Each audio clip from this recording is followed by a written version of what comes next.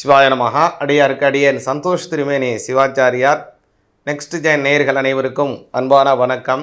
ஓம் ஆதித்யாய ச சோமாய மங்களாய புதாய ச குரு சுக்ர சனிப்யஸ்ச ராகவே கேதவே நமஹ. ஓம் வாகர்த்தாவிவ சம்பிருக்தோ வாகர்த்தः பிரதிபக்தயே ஜெகதः பிதரோ வந்தே பார்வதி பரமேஸ்வரோ.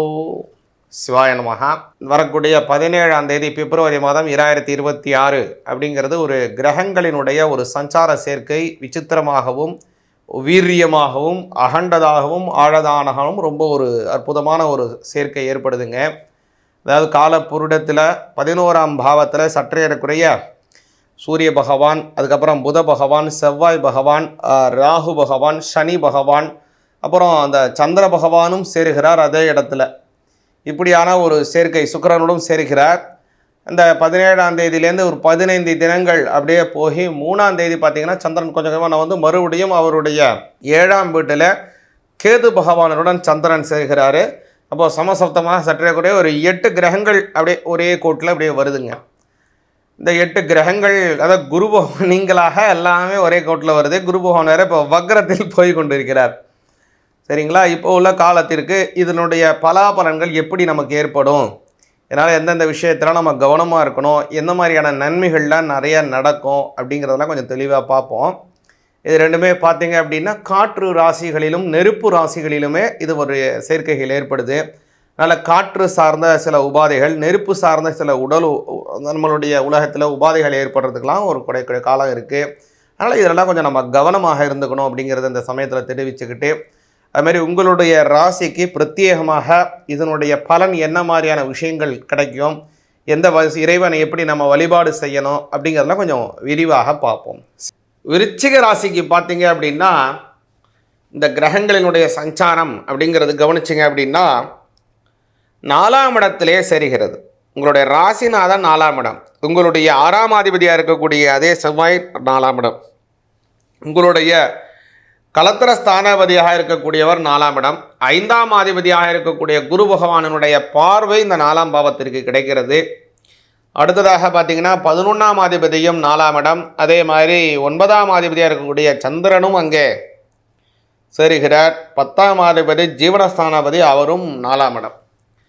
இல்லை தனாதிபதி குரு, அந்த குருவினுடைய பார்வையும் கிடச்சிருது.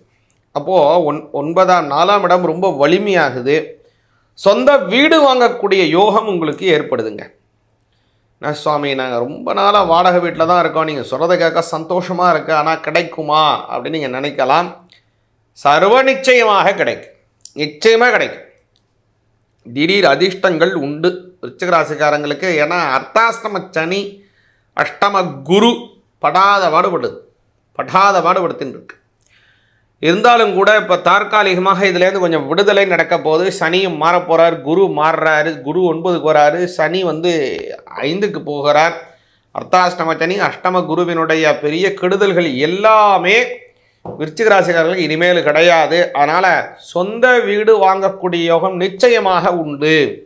ஆல்ரெடி வீடு வாங்கியிருந்தால் கூட திரும்ப இன்னொரு இடம் வாங்குவீங்க. அல்லது ஒரு முதலீடு செய்வதற்காக ஒரு இடம் போட்டு டெனண்ட்டுக்கு விட்டு வாடகை கொடுக்கறதுக்காக நீங்கள் செய்ய போகிறீங்க. அதாவது முக்கியமாக விருச்சிக ராசிக்காரங்களுக்கு பலனாக இருந்த கடன்கள் எல்லாமே நிவர்த்தியாக போகுது. அவங்க பேரில் கடன் இருக்குது, இவங்க பேரில் கடன் இருக்குது, ஜொல் லோன் இருக்குது, வீட்டின் பேரில் கடன் இருக்குது, வாகனத்தின் பேரில் கடன் இருக்குது. இது சரியாயிடுமா, அது சரியாகுமா, எப்போ சரியாகும் எல்லாம் யோசிச்சுக்கிட்டே இருக்குங்க இல்லையா விருச்சிக ராசிக்காரங்க. எல்லாத்திற்கும் இப்போ ஒரே பதில், வரக்கூடிய சமயத்தில் கடன் நிவர்த்தியாக போகிறது. படிக்கிற மாணவர்களுக்கு படிப்பிலே நல்ல நாட்டம் ஏற்படும். வரக்கூடிய காலம் பொது தேர்வு வரக்கூடிய காலமாக இருக்குது விருச்சிக ராசிக்கு பார்த்தீங்க அப்படின்னா. அதனால் படிக்கிற மாணவர்களுக்கு நல்ல படிப்பில் நல்ல நாட்டம். விருச்சிக ராசிக்காரங்க பொதுவாக நல்லா படிப்பாங்க, நல்ல ஒரு ஞானம் உங்களுக்கு இருக்குது. என்ன ஒரு விஷயம் அப்படின்னா அவங்களுடைய நடவடிக்கை, அவங்களுக்கு நண்பர்கள் வட்டாரம் பெருசாக இருக்காது, ரொம்ப ரேர். ஒரு விருச்சிகராசிக்காரங்களுக்கு ரொம்ப நண்பர்கள் பெருசாக நிறையா இருந்தாங்கன்னா பெரிய ஒரு அதிர்ஷ்டம் அவங்களுக்கு. இருந்தாலும் கூட காலத்தினுடைய சூழ்நிலை கொஞ்சம் கொஞ்சமாக அவங்களுடைய நண்பர்கள் வட்டாரத்தை குறைச்சிரும். விருச்சிகராசிக்காரங்களுக்கு துர்லபம். ஏன் அப்படின்னா அவங்களுடைய பேச்சு ரொம்ப பர்ஃபெக்டாக இருக்கும், ரொம்ப சரியாக இருக்கும், உண்மையாக இருக்கும். அந்த உண்மையாக இருக்கும்போது நண்பர்களால் அந்த வார்த்தைகளை ஏற்றுக்கொள்ள முடியாது. அதனால் அவர்களை விட்டு கொஞ்சம் கொஞ்சமாக விலகிடுவார். இது விருச்சிகராசிக்காரங்களுக்கு இயற்கையாகவே உள்ளது. இதில் ஒன்றும் தப்போ தவறோ கிடையாது. அவங்க சுபாவமே அதுதான். அது மாதிரி விருச்சிகராசிக்காரங்களுக்கு வரக்கூடிய காலம் இன்னொரு நல்ல விஷயம் என்னென்னா, 5ஆம் இடத்துல கூடியவர் பார்க்கறதுனால மன விருப்பப்படி ரொம்ப நாளாக யாராவது விரும்பிகிட்டு இருக்கீங்க, 2 பேர் விரும்பிகிட்டு இருக்கீங்க, கல்யாணம் எப்போ பண்ணிக்கலாம்னு யோசிச்சுட்டு இருக்கீங்கன்னா வரக்கூடிய காலம் கல்யாணம் பண்ணுவதற்கு சாதகமான காலமாக இருக்குது. விருச்சிகராசிக்காரங்களுக்கு கல்யாணம் கைகூடும், பல நன்மைகள் உண்டு. குழந்தைகள் பார்த்திங்கன்னா குமரகுருபர்கள் எழுதிய இந்த சகடகலா வள்ளி மாலையை பாராயணம் பண்ணுங்க, படிப்பில் நல்ல நாட்டம் ஏற்படும், நல்ல உயர்வுகள் ஏற்படும். அதுமாதிரி விருச்சிகராசிக்காரங்க முருகனை வழிபாடு செய்யுங்க. வரக்கூடிய காலம் செவ்வாய் உங்களுடைய ராசிநாதனாக இருக்கிறதுனால முருகன் வழிபாடு விருச்சிகராசிக்காரங்களுக்கு மிக மிக அவசியம். செவ்வாய்க்கிழமையில் செய்வது ரொம்ப ரொம்ப உகந்தது. இதை செய்து வந்தீங்க அப்படின்னா இந்த சேர்க்கையினாலே நன்மைகள் அதிகமாகவே நிச்சயமாக உங்களுக்கு கிடைக்கும். சிவாய நமக.